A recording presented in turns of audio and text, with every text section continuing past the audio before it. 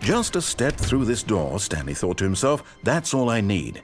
If I can make it through this door, I can make it through them all.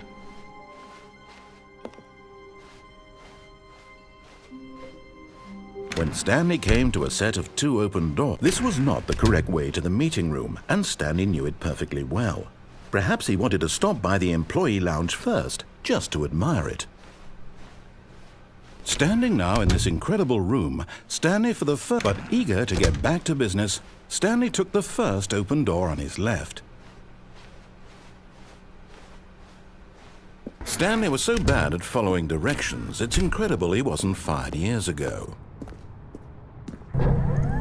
Look, Stanley, I think perhaps we've gotten off on the wrong foot here. I'm not your enemy, really, I'm not.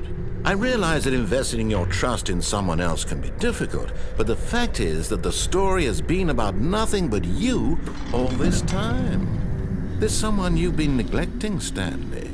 Someone you've forgotten about. Please, stop trying to make every decision by yourself.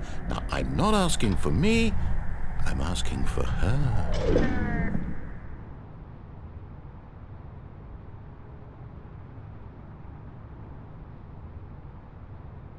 This is it, Stanley.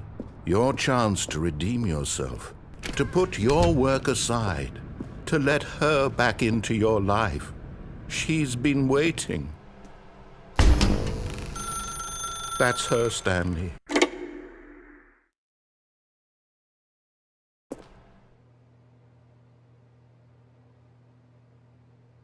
Oh, Stanley, is that you? Hold on, sweetie. Sorry to keep you waiting. I'm just pulling the bread out of the oven. All right. Okay, there we go. All right, now, I want you to come in and tell me all about your day. Gotcha. Oh, come on. Did you actually think you had a loving wife who'd want to commit their life to you? I'm trying to make a point here, Stanley. I'm trying to get you to see something. Come inside. Let me show you what's really going on here. This is a very sad story about the death of a man named Stanley.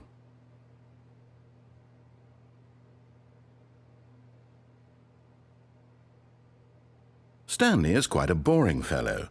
He has a job that demands nothing of him, and every button that he pushes is a reminder of the inconsequential nature of his existence.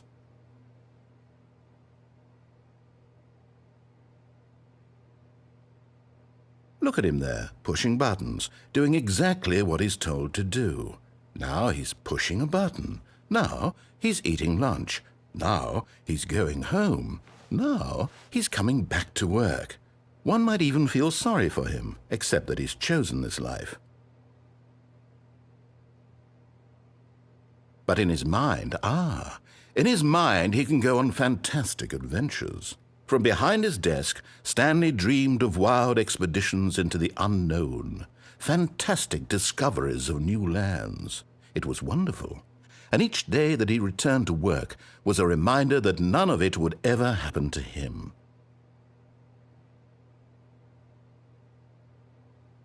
And so he began to fantasize about his own job.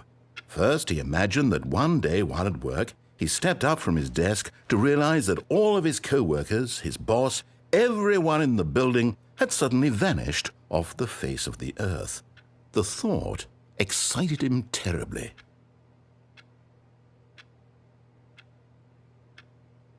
So he went further.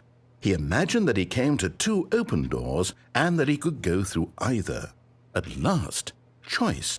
It barely even mattered what lay behind each door. The mere thought that his decisions would mean something was almost too wonderful to behold.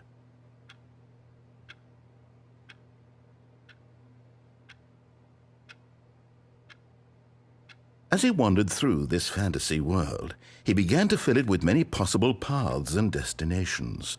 Down one path lay an enormous round room with monitors and mind controls. And down another was a yellow line that weaved in many directions, and down another was a game with a baby. And he called it the Stanley Parable.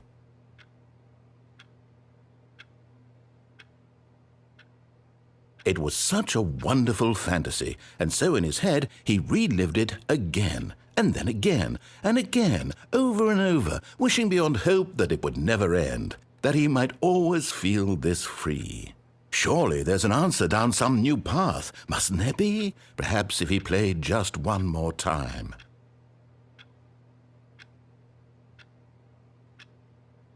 But there is no answer.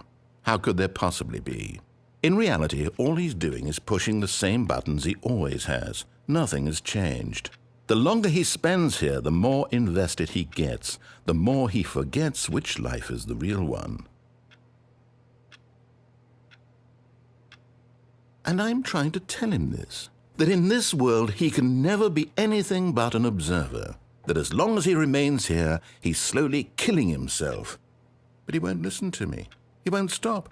Here, watch this. Stanley, the next time the screen asks you to push a button, do not do it.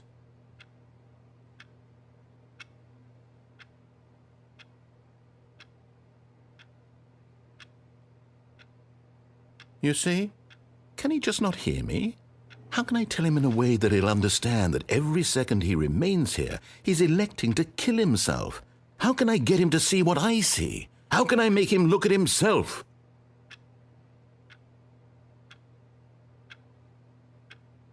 I suppose I can't, not in the way I want him to. But I don't make the rules. I simply play to my intended purpose, the same as Stanley. We're not so different, I suppose. I'll try once more to convey all this to him. I'm compelled to. I must. Perhaps, well, maybe this time he'll see. Maybe this time. And I tried again, and Stanley pushed a button. And I tried again, and Stanley pushed a button. And I tried.